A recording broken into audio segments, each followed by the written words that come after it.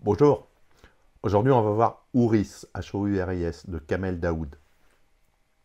Ça a été publié en 2024 et ça s'inscrit autour de la décennie noire en Algérie, c'est-à-dire la guerre civile qui a opposé le gouvernement aux islamistes et à Farage dans les années 90. Il y a eu des massacres, des silences et des cicatrices qui aujourd'hui sont toujours vivantes. Donc l'histoire est centrée sur Aube, donc jeune femme algérienne survivante d'un massacre. Lorsqu'elle avait 5 ans, dans son village, donc Hatchekala, selon le roman, des islamistes sont venus, ont tué sa famille, ses parents, sa sœur, et tenté de l'égorger. Elle survit, mais non sans blessure profonde. Une cicatrice autour du cou, en forme d'un sourire figé, et ses cordes vocales détruites la rendent muette. Des années plus tard, Aube vit à Oran. Elle est enceinte d'une fille qu'elle veut prénommer Houris. Elle porte encore en elle le traumatisme, le silence imposé, mais aussi un poids, celui de ne pas avoir la voix pour raconter ce qu'elle a subi. Elle se pose la question. Dans un pays qui a légiféré pour interdire quasiment qu'on évoque la guerre civile, la mémoire officielle impose l'effacement et le silence d'ailleurs, a-t-elle le droit de garder cet enfant? Peut-on donner la vie quand on a soi-même été mutilé, violé dans la chair ou dans la parole? Le roman s'articule grosso modo en 2 mouvements. Le monologue intérieur, donc le récit d'Aube, muette, qui s'adresse à l'enfant qu'elle porte. Ce premier temps est très centré sur la mémoire, les images enfouies, les souvenirs de l'enfance, la douleur, la culpabilité de la survie. Elle se souvient de la nuit du massacre, des gens qui sont morts et du silence qui a suivi. Elle rêve de retrouver une voix, physiquement et symboliquement, de pouvoir nommer. Et le second moment consiste en une sorte de road trip mémoriel. Aube est prise en voiture par un chauffeur libraire, donc un personnage masculin, alors qu'elle voulait partir à pied d'Oran. Ce personnage, lui, a une sorte de connaissance encyclopédique de la guerre civile, des massacres, des noms, des lieux, au point que beaucoup le prennent pour un fou. Il accompagne Aube vers les lieux de son enfance, vers son village natal, afin que les morts, les traces des horreurs soient confrontées, nommées, que le pays affronte ce passé. Ce déplacement est dangereux, moralement lourd, mais nécessaire. Tout au long du roman, Aube porte en elle la question de la vie, dans un contexte où le passé refuse d'être oublié, mais le présent empêche d'en parler. Le mutisme physique, donc la perte des cordes vocales, devient métaphore du mutisme social, du silence imposé par les lois, par les tabous. La grossesse ajoute une dimension. Elle est porteuse d'espoir, de continuation, mais aussi d'un dilemme. Transmettre, avoir un enfant dans un pays qui ne reconnaît pas ses morts, qui nie sa mémoire, où la voix de la victime est interdite. Le roman ne se contente pas de la souffrance. Il y a aussi ce combat pour la parole, la reconstruction et la dignité des survivants. Aube, malgré tout, cherche à vivre, à exister, à que ce qu'on lui a enlevé, c'est-à-dire la voix, la famille, le deuil, soit en partie restitué, ne serait-ce qu'à travers les mots écrits, les récits, le témoignage et l'enfant à naître. On a donc plusieurs thèmes. Alors, je les ai composés en 6 thèmes différents, donc le silence et la voix. Donc c'est le thème central, très probablement. Aube est muette physiquement, mais aussi symboliquement. Dans une société où les voix des victimes de la décennie noire sont réduites au silence, censurées, invisibilisées. Invisibilisées. Oui, c'était bien dit. Le roman interroge à ce que signifie perdre sa voix, mais aussi à ce que signifie la récupérer, non seulement de façon littérale, mais dans la capacité à témoigner, à exiger mémoire, justice, reconnaissance. Le titre de la première partie est « La voix », d'ailleurs.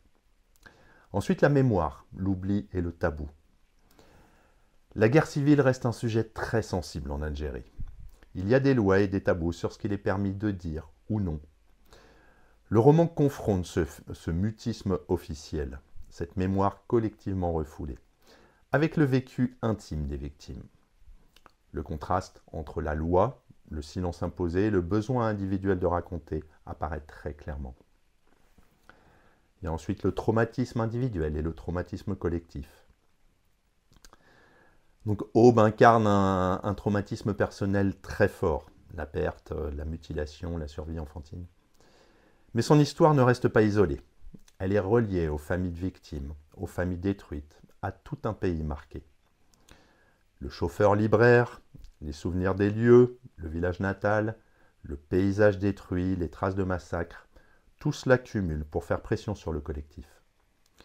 Le roman montre comment le trauma personnel ne peut pas être ignoré ou soigné sans s'inscrire dans une mémoire collective. Ensuite, les femmes, la condition féminine, les violences sexuelles et les violences de genre également. Le roman met en lumière la condition des femmes pendant la guerre, mais aussi après.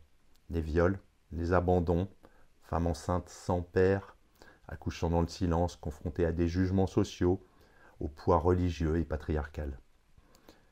Il y a des personnages féminins secondaires qui complètent cette vision. Amra, d'autres femmes victimes, des sœurs, etc.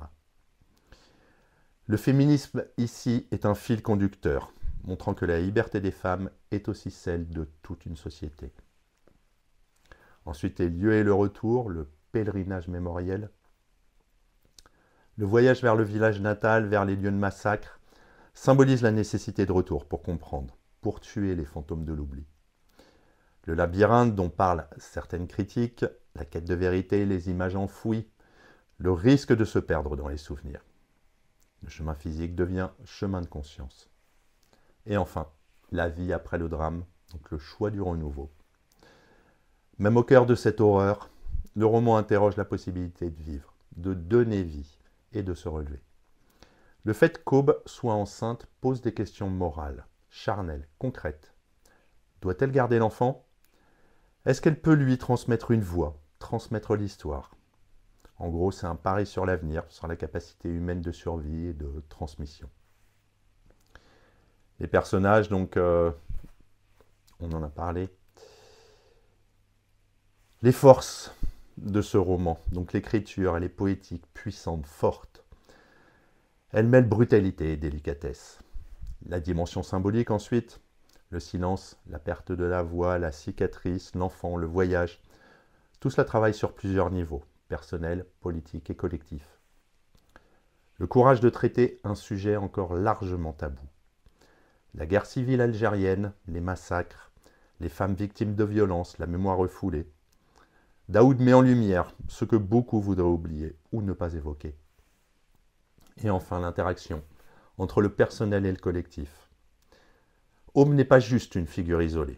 Elle est un point de convergence de récits multiples, de silences, de blessures multiples.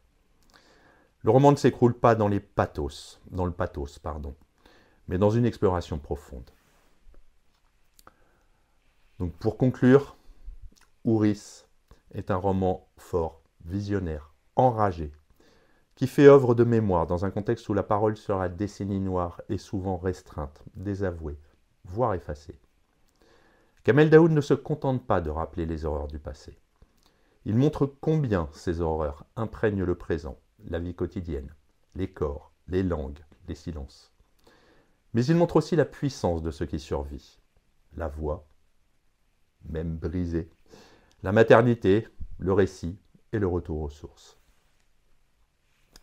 En tant qu'œuvre, Ouris est important non seulement sur le plan littéraire, mais aussi sur le plan politique et éthique.